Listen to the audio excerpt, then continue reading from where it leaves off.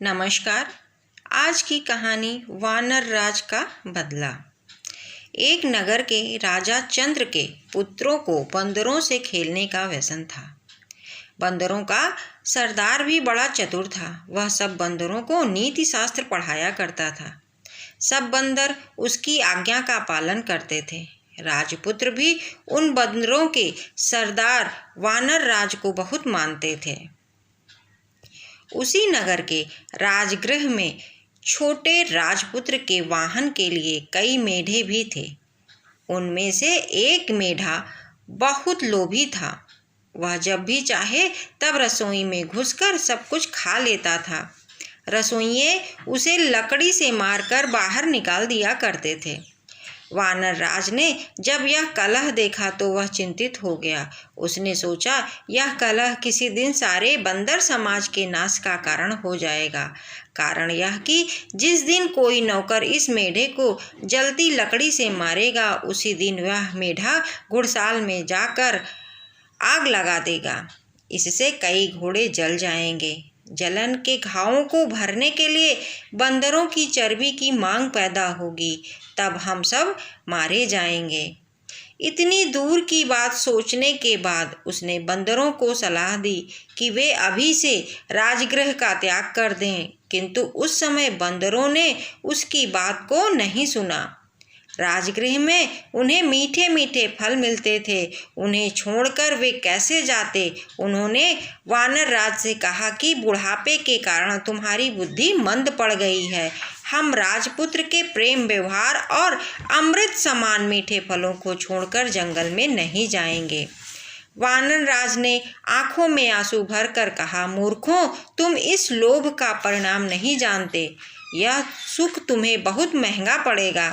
यह कहकर वानर राज स्वयं राजगृह छोड़कर वन में चला गया। उसके जाने के बाद एक दिन वही बात हो गई जिससे वानर राज ने वानरों को सावधान किया था। एक लोभी मेढ़ा जब रसोई में गया तो नौकर ने जलती लकड़ी उस पर फेंकी।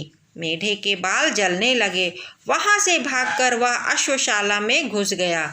उसकी चिंगारियों से अश्वशाला भी जल गई। कुछ घोड़े आग से जलकर वहीं मर गए। कुछ रस्सी तुड़ाकर शाला से भाग गए।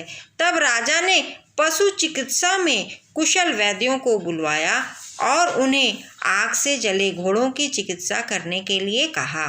वैद्यों ने आयुर्वेद शास्त्र देखकर सलाह दी कि जले घावों पर बंदरों की चर्बी की मरहम बनाकर लगाई जाए। राजा ने मरहम बनाने के लिए सब बंदरों को मारने की आज्ञा दी। सिपाहियों ने सब बंदरों को पकड़कर लाठियों और पत्थरों से मार दिया। वानर राज को जब अपने वंश क्षय का समाचार मिला तो वह बहुत दुखी हुआ। उसके मन में राजा से बदला लेने की आग भड़क उठी। दिन रात वह इसी चिंता में घुलने लगा। आखिर उसे एक वन में एक ऐसा तालाब मिला जिसके किनारे मनुष्यों के पद चिन्ह थे। उन चिन्हों से मालूम होता था कि इस तालाब में जितने मनुष्य गए सब मर गए, कोई वापस नहीं आया। वह समझ गया कि यहाँ अवश्य ही कोई नरभक्षी मगरमच्छ है। उसका पता लगाने के लिए उसने एक उपाय किया। कमल नाल लेकर उसका एक सिरा उसने तालाब में डाला और दूसरे सिरे से को मुख में लगाकर पानी पीना शुरू कर दिया। थोड़ी देर में उसके सामने ही तालाब में से एक कंठहार धारण किए हुए मगरमच्छ निकला। उसने कहा, इस तालाब में पानी पीने के लिए आकर कोई वापस नहीं गया। तूने कमल नाल द्वारा पानी पीने का उपाय करके विलक्षण बुद्धि का परिचय दिया है। मैं तेरी प्रतिभा पर प्रसन्न हूँ। तू जो वर मांगेगा मैं दूंगा। कोई सा एक वर मांग ले। वानर राज ने पूछा, मगर राज, तुम्हारी भक्षण शक्ति कितनी है? मगर राज, जल में मैं सैकड़ों सहस्त्रों पशु या मनुष्यों को खा सकता हूँ। भूमि पर एक गीदड़ भी नहीं। वानर राज, एक राजा से मेरा वैर है। यदि तुम यह कंठहार मुझे दे दो तो मैं उसके सारे परिवार को तालाब में लाकर तुम्हारा भोजन बना सकता हूँ। मगर राज ने कंठहार दे दिया। वानर राज कंठहार पहनकर राजा के महल में चला गया। उस कंठहार की चमक दमक से सारा राजमहल जगमगा उठा। राजा ने जब वह कंठहार देखा तो पूछा, वानर राज, यह कंठहार तुम्हें कहाँ मिला? वानर राज ने कहा, राजन, यहाँ से दूर वन में एक तालाब है। वहाँ रविवार के दिन सुबह के समय जो गोता लगाएगा उसे वह कंठहार मिल जाएगा। राजा ने इच्छा प्रकट की कि वह भी समस्त परिवार तथा दरबारियों समेत उस तालाब में जाकर स्नान करेगा, जिससे सबको एक एक कंठहार की प्राप्ति हो जाएगी। निश्चित दिन राजा समेत सभी लोग वानर राज के साथ तालाब पर पहुंच गए। किसी को यह न सूझा कि ऐसा भी कभी संभव नहीं हो सकता। तृष्णा सबको अंधा बना देती है। सैकड़ों वाला हजारों चाहता है, हजारों वाला लाखों की तृष्णा रखता है, लखपति करोड़पति बनने की धुन में लगा रहता है। मनुष्य का शरीर जरा जीर्ण हो जाता है, लेकिन तृष्णा सदा जवान रहती है।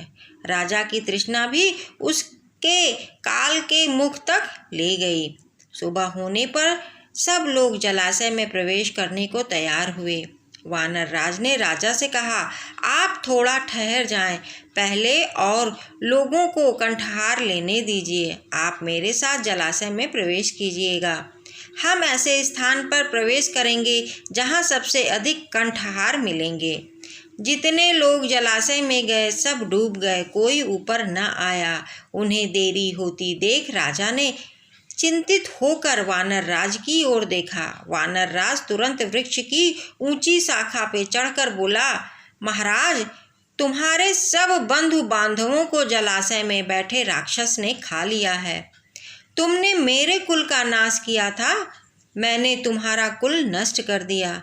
मुझे बदला लेना था, ले लिया। जाओ, राजमहल को वापस चली जाओ। राजा क्रोध से पागल हो गया था, किंतु अब कोई उपाय नहीं था। वानर राज ने सामान्य नीति का पालन किया था। हिंसा का उत्तर प्रतिहिंसा से और दुष्टता का उत्तर दुष्टता से देना व्यवहारिक नीति है।